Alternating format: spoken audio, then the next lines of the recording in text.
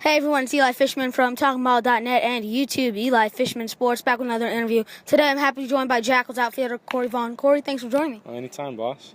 Pleasure having you. Thank you. You were selected in the 4th round of the 2012 MLB draft by the New York Mets. What was it like to hear your name called, and how'd you find out? It was a wonderful experience, especially growing up in a baseball family. And I was actually watching it live the second day of the draft because, the first day is only like the first round or whatnot in supplemental. And I got a phone call in the 3rd round, and the Mets told me they were going to pick me with their next pick in the 4th. And I got the call, about 5 minutes later, and they selected me. Family went crazy, and it was just a great experience, and I'll remember it every single day of my entire life.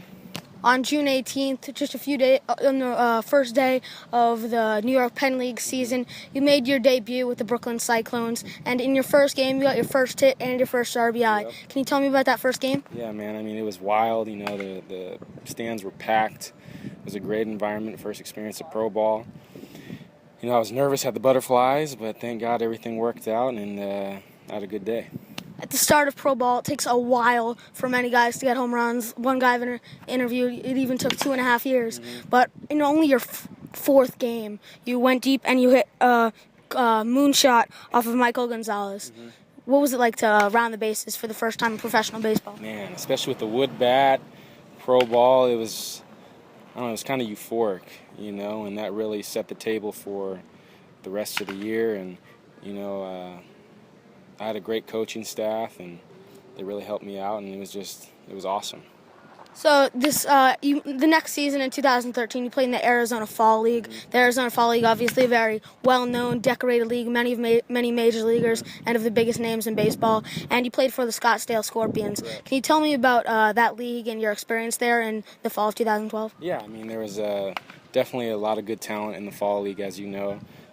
All the starting pitchers were throwing 94 plus. A lot of good hitters, and the beautiful thing was I've never had spring training in Arizona before, so all the stadiums were so close. So the farthest trip we had was half an hour in the bus. So I really enjoyed it, and we had a great group of guys.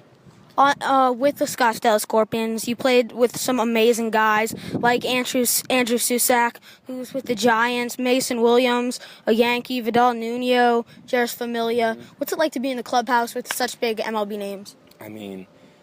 Real humbling, because you see how they go about their business and how nice and genuine they are to everybody. And, I knew Familia for a few years before that. Susak I grew up with when we went to the same high school. So it was just an awesome experience to be able to go out there and compete every single night and see how these guys put their work in. For the past few years, you played in the Venezuelan, Puerto Rican, and Mexican leagues in the winter. Can you tell me what your experience in Central America has been like? Yeah, it's a lot different, fans are real crazy. Mexico was wild, as far as living situation and just, how the fans, how much they enjoy baseball, and, they're all in from the get-go. So, it was a different experience, but I'm definitely happy that I went out there and got to play out there and see how different countries go about baseball. You came up in the Mets organization at the same time that many great pitchers also did, and you got to face guys like Garrett Cole, Drew Smiley, Jose Fernandez, A.J. Burnett, Jason Hamill, and many more pitchers like Carlos Martinez. What's it like? Who was the hardest guy you faced, and who was the coolest to see step onto that rubber? I'd say one of the hardest guys I've probably faced that wasn't mentioned on that list right there is probably Marcus Stroman. Because, he's not real big. He's the shorter guy, but he absolutely throws fuzz.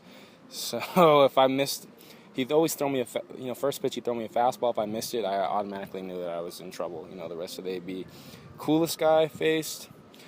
Probably in big league spring training in 2014, I faced Adam Wainwright, and I took him deep. So that was, I was kind of pumped about that.